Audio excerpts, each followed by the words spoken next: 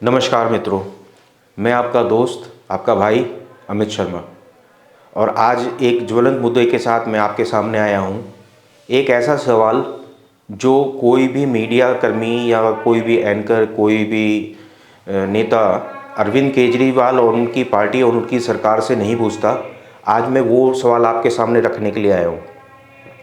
आपको जैसे अभी पता ही होगा कि दिल्ली में चुनाव होने वाले हैं और उसको देखते हुए सभी पार्टियां कुछ न कुछ अनाउंसमेंट कर रही हैं। और इसी क्रम में आम आदमी पार्टी के जो संस्थापक फाउंडर मेंबर हैं और उनके जो अध्यक्ष हैं केजरीवाल जी, उन्होंने एक घोषणा करी है वृद्धजनों को लेके एक स्कीम की, जिसका नाम है संजीवनी योजना। आपने इस योजना के बारे में और स्कीम के बारे में बहुत सुना होगा समाचार पत्रों और भी माध्यमों से। और इवन आम आदमी की पार्टी के संयोजक और अरविंद केजरीवाल, आतिशी जी और पूरी उनकी पार्टी इसके लिए पूरी तरह से प्रचार कर रही थी अभी तक और कर रही है।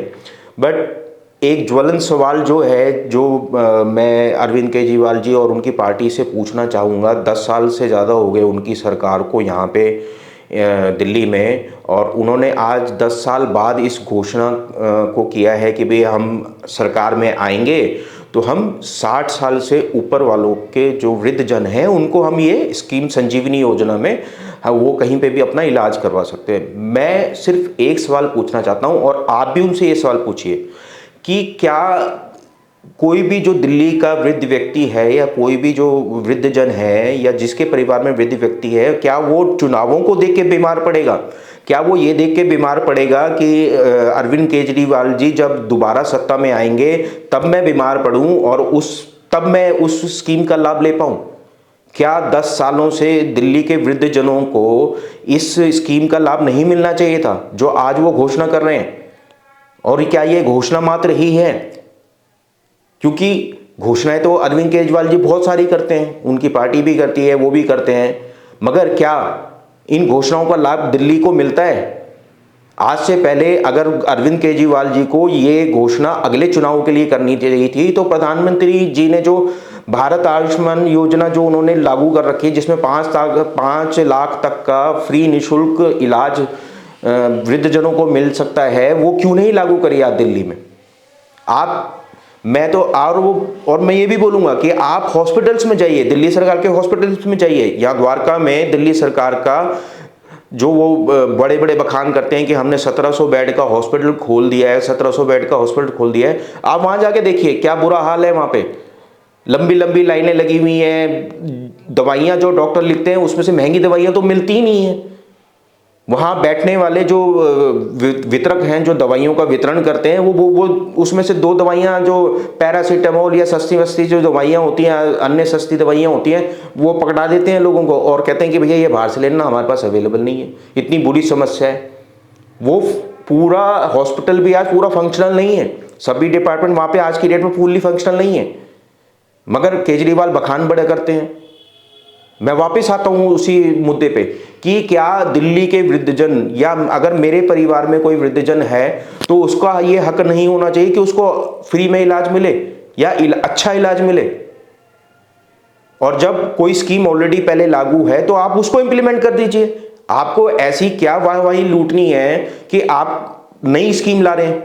और वो भी कब लाएंगे? आज तो आपकी दिल्ली में सरकार है, तो आज आपकी सरकार है तो आप उसको क्यों नहीं लागू करते? आज आपने लोकसभा चुनाव में आतिशी जी ने का भी ऑन एयर इंटरव्यू है कि हम जैसे लोकसभा चुनाव आएंगे, कंप्लीट होंगे, हम दिल्ली की हर एक महिला को 1000 रुपए देंगे।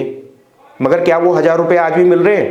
पेंशन तक नहीं मिल रही, वृद्धजनों को नई पेंशन नहीं लग पा रही है लोगों की। आपने बोला तो आतिशी ने बोला था जी हम सितंबर तक वो नोटिफाई करके सबके 1000 रुपए आने चालू हो जाएंगे, मगर आज तक किसी महिला के नहीं आ रहे। आपने एक और वो दे दिया कि मैं 2100 रुपए दूंगा, मगर चुनाव के बाद ही ये सब घोषणाएं क्यों होती हैं?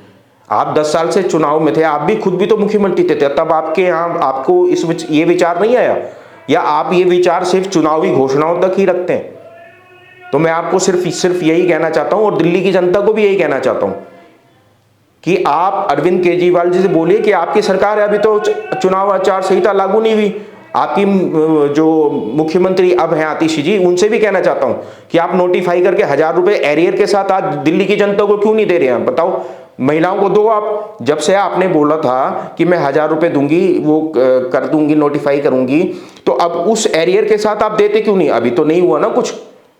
आप दिल्ली की जनता को दो, और अगर नहीं दे सकते तो ये झूठे वादे बिल्कुल भी ना करें।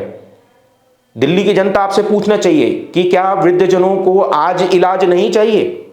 चाहिए, मगर आप सिर्फ और सिर्फ चुनावी घोषणाएं कर रहे हो। लोग, आपको पता है कि आज दमे के कारण हवा की परिस्थिति इतनी खराब है, वृद्धजनों को सबसे ज्यादा उस स्कीम की जरूरत है, मगर आप वो स्कीम दे ही नहीं रहे हो। सिर्फ जब मैं जीतूंगा, मैं आऊंगा, तब मैं देखूंगा, ये तब दूंगा। तो मैं यही कहना चाहता हूं, ऐसी चुनावी घोषणाओं से हटके अगर आप कुछ करना चाहते हैं तो धरातल पे काम करें, जिससे लोगों को फायदा हो। ऐसी चुनावी घोषणाएं ना करें खाली, जो आप पूरी नहीं कर सकते। और यदि आपको ये वीडियो अच्छी लगी हो और इसका मुद्दा अच्छा लगा हो तो इस वीडियो को लाइक, सपोर्ट और सब्सक्राइब ज़रूर करें, और कमेंट में बताएं कि आप अगला मुद्दा क्या जानना चाहते हैं, जिस विषय पे हम आपकी अगली वीडियो बनाएं। अगर आपके पास भी कुछ ऐसा ज्वलंत मुद्दा है तो कमेंट करके हमारे को ज़रूर बताएं। धन्यवाद।